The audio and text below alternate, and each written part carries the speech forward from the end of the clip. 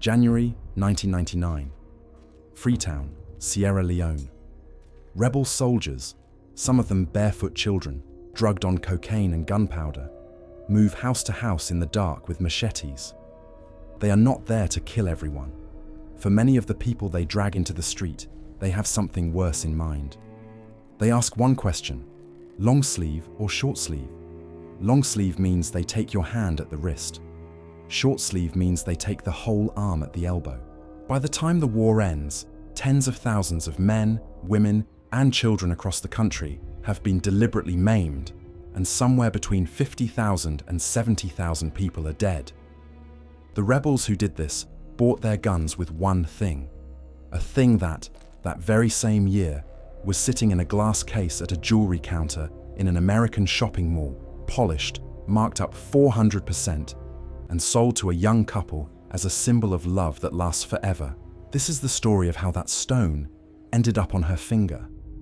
Start with the rock itself, because the rock is older than almost everything you have ever thought of as old. A diamond is just carbon, the same element in the pencil on your desk and the soot in your chimney.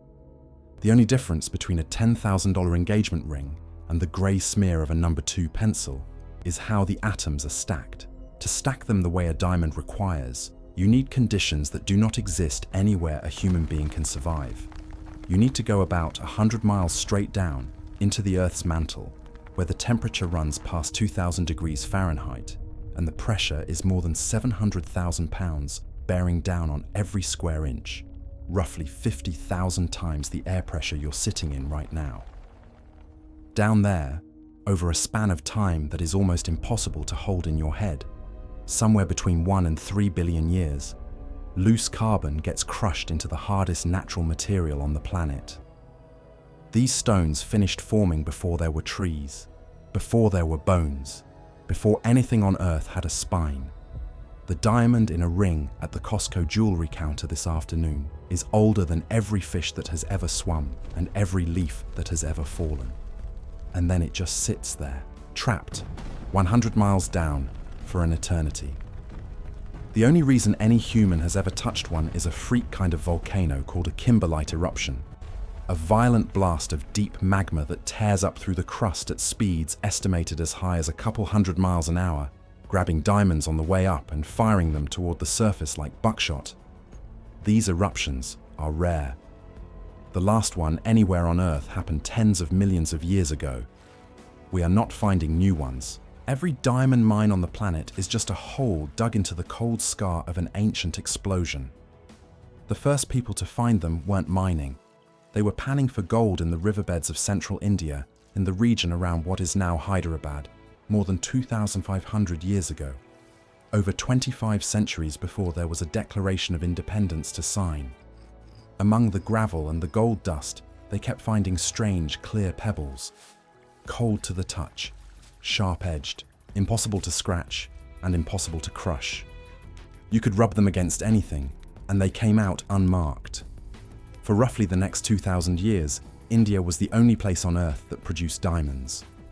Not the main source, the only source.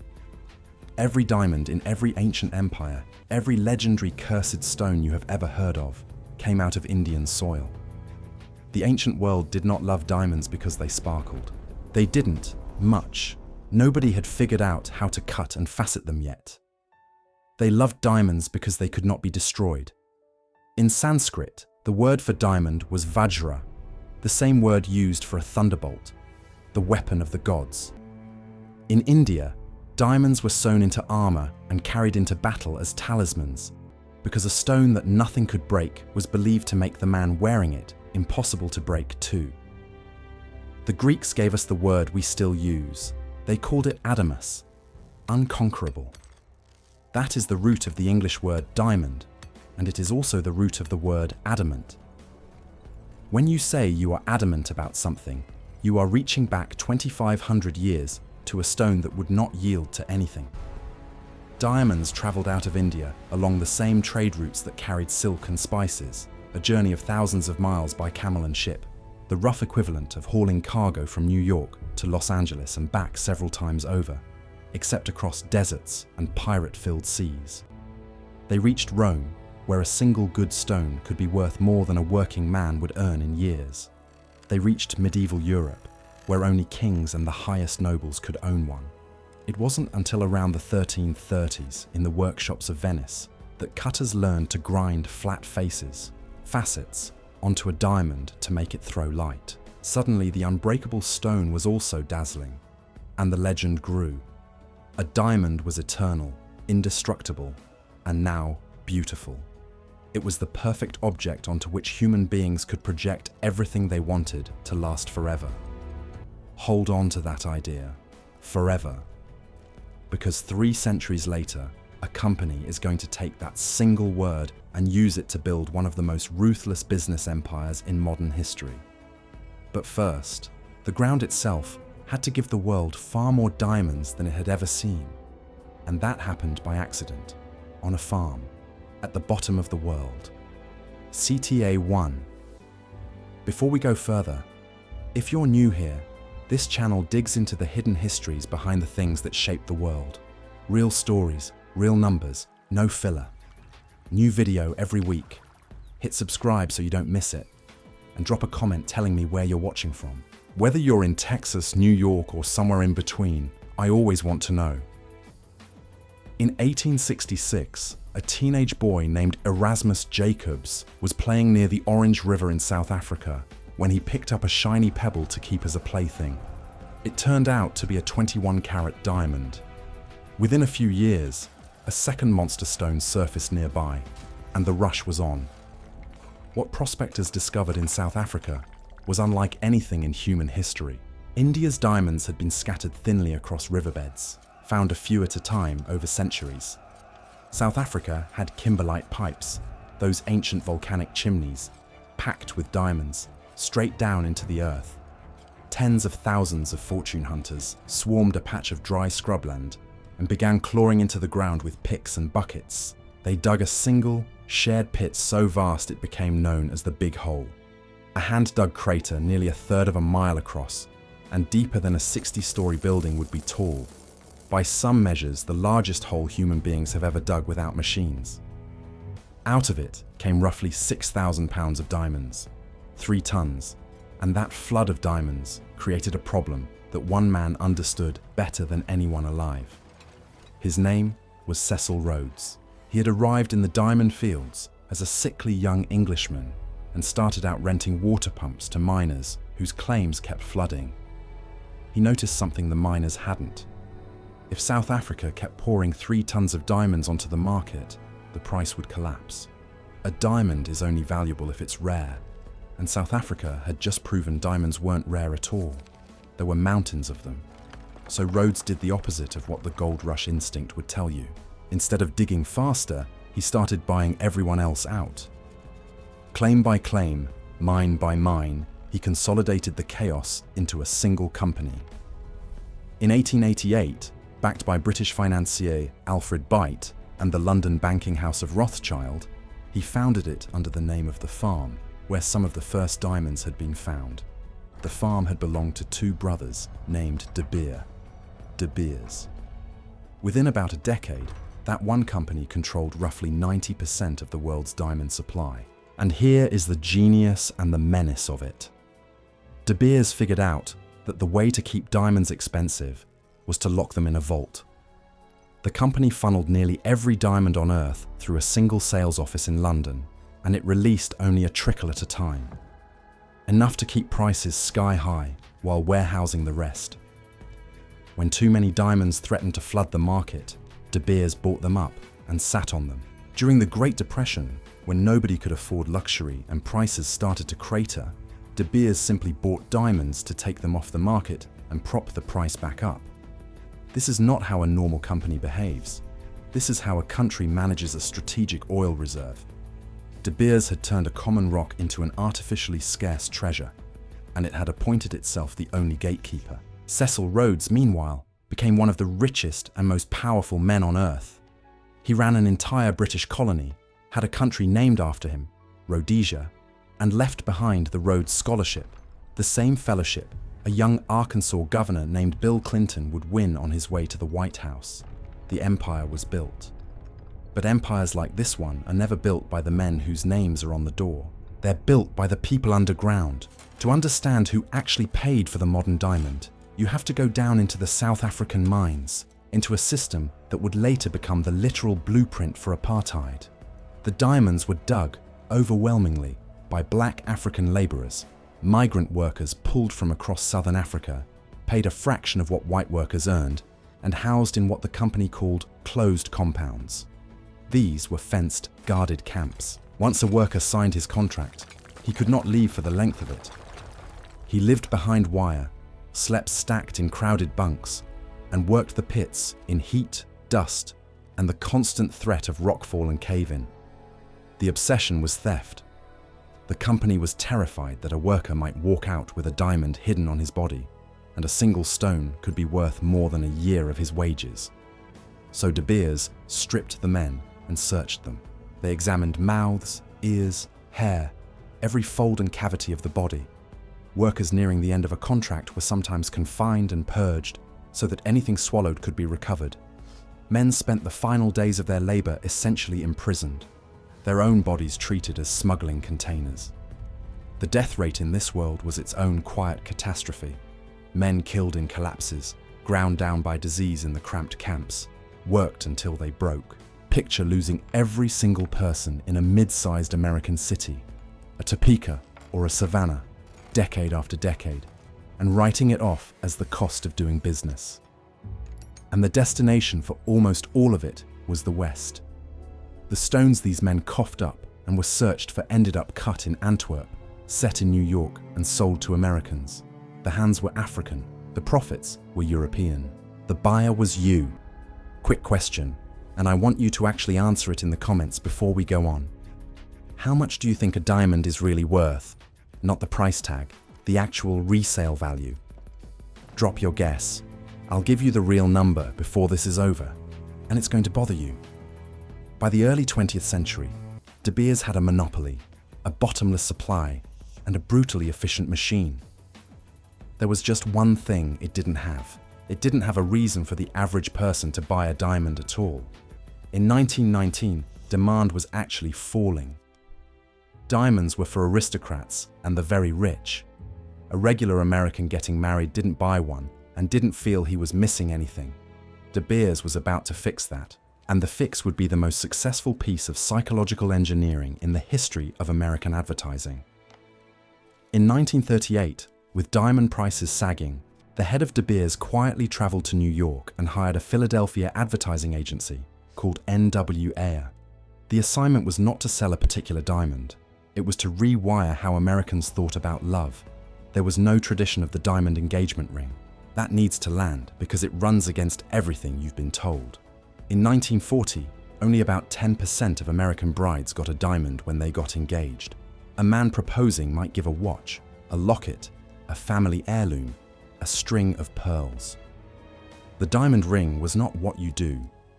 It was a niche luxury. N.W. Ayer set out to make it feel ancient, inevitable, and non-negotiable. They placed diamonds on movie stars and fed storylines to Hollywood. They got Marilyn Monroe singing "Diamonds Are a Girl's Best Friend" in a 1953 film, branded content decades before anyone used that phrase.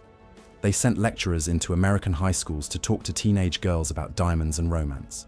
And in 1947, a copywriter at the agency named Francis Geraghty, working late and almost out of ideas, scratched down 4 words for a campaign. A diamond is forever. It is, by most measures, the single most effective advertising slogan ever written. Advertising Age would later name it the best of the entire 20th century. And it did something quietly brilliant. By insisting a diamond is forever, it told you 2 things at once: that the diamond was the perfect symbol of eternal love, and that you must never, ever sell it. A diamond you keep forever is a diamond that never re-enters the market to compete with new sales. The slogan protected the monopoly and sold the romance in the same breath. Then came the masterstroke, the price rule. There is no tradition anywhere that says an engagement ring should cost a certain amount. De Beers invented one. The early campaigns suggested a month's salary. By the 1980s, the ads were asking, how can you make 2 months' salary last forever? 2 months of a man's income handed over for a rock. A number pulled out of thin air by marketers, now lodged so deep in the American brain that millions of people still treat it as a law of nature. In Japan, where the company ran the same play starting in the 1960s, they set the figure at 3 months. Japanese diamond ring engagements went from under 5% to about 60% in roughly 2 decades. The agency even engineered the surprise proposal. Ayer noticed that when women helped pick the ring, they tended to choose something cheaper. So the advertising pushed the idea that a real proposal is a surprise, the man choosing alone, which conveniently meant more money spent. It worked beyond anyone's wildest projection. That 10% of American brides in 1940 climbed to about 80% by 1990. Between 1939 and 1979, De Beers wholesale diamond sales in the United States exploded from $23 million to $2.1 billion. An entire civilization's idea of love had been rewritten by a cartel to move inventory. For a while, it looked like a clean victory, a luxury empire built on a beautiful lie about geology, with everyone happy and the diamonds flowing. The world believed the dark part of the diamond story was the distant past, the dusty South African pits of a century earlier. What I haven't told you yet is what was funding a portion of those diamonds right at the height of all this, and what the people selling them already knew. Go back to Sierra Leone. Go back to the machetes in the dark. Sierra Leone is a small West African country, smaller than the state of South Carolina, and it is sitting on some of the most accessible diamonds on Earth. Alluvial diamonds, scattered in the soil and riverbeds, the kind you can dig out with a shovel and a sieve. In 1991, a rebel group calling itself the Revolutionary United Front, led by a former army corporal named Foday Sankoh and backed by the warlord Charles Taylor across the border in Liberia, launched a war. Their first strategic move was to seize the diamond fields. At their peak, the rebels controlled the overwhelming majority of the country's diamond mines. The math was simple and monstrous. Diamonds bought weapons, so the rebels forced civilians, including kidnapped children, to dig diamonds at gunpoint, smuggled the stones across the border, and traded them for guns and ammunition. To control the population and terrorize anyone who might resist, they adopted a signature atrocity: amputation, the long sleeve, short sleeve choice. Hands and arms hacked off and left as a message. Over the 11 years of the war, around 2.5 million people were driven from their homes, more than half the country, and tens of thousands were mutilated or killed. These were the blood diamonds, and they did not stay in Africa. A rough diamond has no fingerprint. Once it's smuggled out and mixed into the global supply that flows through cutting centers and trading houses, nobody downstream can look at a finished stone and tell you a child dug it under a gun. By the late 1990s, conflict diamonds were estimated to make up as much as 4% of the world's diamond trade. And that is the conservative figure. They flowed into the same pipeline that fed Antwerp, that fed New York, that fed the jewelry counter at the American Mall. There are even credible reports that Al-Qaeda operatives used West African diamonds to move money in the months before September 11th. This is the part that should make you angry. The global diamond industry, the same industry that had spent 60 years and untold millions teaching Americans that a diamond equals love, bought stones on the open market for years without seriously asking where they came from. The system was built to keep prices high and origins murky, and murky origins are exactly what let blood diamonds slip in. An American man in 1999, standing at a counter, spending 2 months of his salary because an ad campaign told him that's what love costs, had no way of knowing whether the stone he was buying had paid for a machete. The FDA inspects your food. The USDA stamps your meat. There was nothing checking whether the most emotionally loaded purchase of an American's life had blood on it. The public finally found out. Human rights groups blew the whistle. The term blood diamond entered the language, and in 2006, a Leonardo DiCaprio movie put it on screens in every American multiplex. The industry had a crisis on its hands, and it did what threatened industries do. It built a system that looks like a solution. In 2003, governments and the diamond industry launched the Kimberley process, a certification scheme meant to keep conflict diamonds out of the legitimate trade. The United States signed on through an act of Congress called the Clean Diamond Trade Act, signed by President George W. Bush that same year. On paper, it sounded airtight. Every batch of rough diamonds would travel with a certificate guaranteeing it was conflict-free. Here is what the certificate actually means, and why it should not comfort you. The Kimberley process defines a conflict diamond narrowly. Basically, a rough diamond used by rebel groups to fight a legitimate government. That's it. A diamond mined by workers paid pennies in brutal conditions. Certified clean. A diamond tied to a government's own violence against its people. Often certified clean. A diamond smuggled across a border and mixed into a clean shipment. The paperwork follows the box, not the stone, and the system has leaked for 2 decades. The certificate doesn't certify that no one suffered. It certifies a technicality. And while the industry was managing its image abroad, the company at the center of it all was running from American law at home.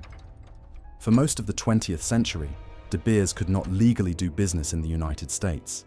Its price fixing and monopoly were flat-out violations of American antitrust law. And for years, its executives reportedly avoided setting foot on US soil to dodge the reach of American courts. The cartel sold to Americans through middlemen because it could not safely sell here directly. In 2004, De Beers finally pleaded guilty in US federal court to fixing the price of industrial diamonds and paid a $10 million fine. 4 years later, it paid roughly $295 million to settle class action lawsuits brought by American consumers and businesses, people who had been overcharged for decades by the artificial scarcity and misled by the advertising. In 2012, the Supreme Court let the settlement stand. Read that again. The company that taught America that a diamond is forever paid hundreds of millions of dollars to settle claims that it had lied to Americans and rigged the price of the stone in their wedding rings. De Beers knew the diamond wasn't rare. They'd known since the day Cecil Rhodes started buying out the big hole, and they kept the machine running for more than a century. The scarcity, the markup, the murky supply, while Americans paid the price at the register, and sometimes, while people half a world away paid it with their hands. So where does this leave you, standing in America today? The United States is still the largest diamond market on the planet. Americans buy close to half of all the diamonds sold in the world. They're at Costco and Walmart. They're behind the glass at Kay, Zales and Jared, all owned by a single American company called Signet that sells more diamond jewelry than anyone in the country. They're in the blue boxes at Tiffany. The average American engagement ring runs a few $1,000s, and the 2-month salary ghost still whispers in the back of the buyer's head. But the empire is finally cracking, and fast. Scientists can now grow a diamond in a lab in a few weeks. Physically, chemically, optically identical to a mined one. The same carbon stacked the same way, indistinguishable to the naked eye and even to the certificate. And they cost 80 to 90% less. The scarcity lie that held for 140 years is collapsing in real time. Lab-grown stones have taken roughly half of the US engagement ring market. The price of a natural 1-carat diamond has fallen from around $6,000 in 2021 to roughly $4,200. A lab-grown 1-carat now sells for under $1,000. And De Beers itself? Its parent company, Anglo American, a firm founded with American J.P. Morgan money over a century ago, has written down the value of De Beers by about $6.8 billion in 3 years and is desperately trying to sell the whole business off. The mighty cartel that engineered the American wedding is now a money-losing asset nobody wants to buy. Oh, and that resale value I told you to guess? When you try to sell a diamond back, you typically get about half of what you paid, if that. The investment was never an investment. It was inventory, and you were the one holding it. Slow down for a second, because this is the part worth sitting with. A diamond really is one of the oldest things you will ever touch. 1 billion+ years in the dark before a human hand ever held it. That part is true. The lie was never the stone. The lie was everything we wrapped around it. The idea that it's rare, the idea that it measures love, the idea that 2 months of your work is the fair price of a promise. Every piece of that was written in a boardroom or an ad agency by people whose only goal was to keep the price up. This is the whole arc, visible at last.